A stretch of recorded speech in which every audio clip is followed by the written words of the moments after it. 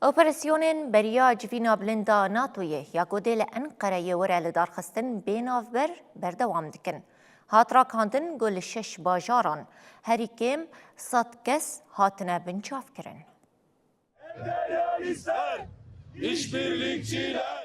İstanbul, Ankara, Kocaeli, Antalya, Çanakkale, Bursa û İzmir'i polîzan vê sibehê bi sergelek malan de girtin.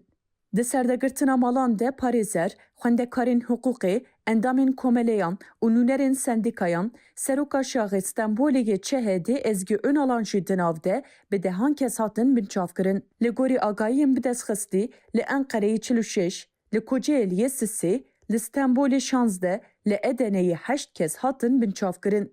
û li bajarên din jî hejmara binçavkiriyan hîna nayê zanîn. Komeleya Hukuknasan a Hemdem ragihand ku parêzer Ezgi Önalan serê sibehê di serdegirtina mala xwe de hat binçavkirin.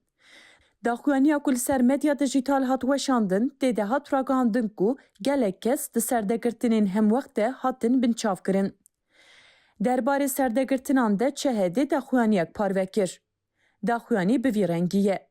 Seroka Şaxê me İstanbulê parêzer Ezgi Önalan serê sibehê di operasyona polîsan de li mala xwe hat binçavkirin.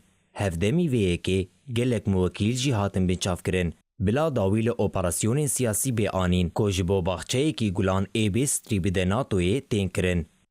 Kesên ku hatin binçavkirin ji bo emniyeta vatanê hatin birin.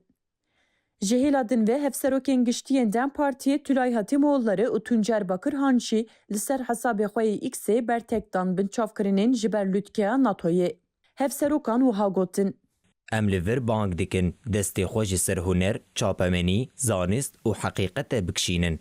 Pêdiviya vî welatî ne bi zextan tune ye, lê bi edalet û azadiyê heye. Emekçisi arkadaşlarımız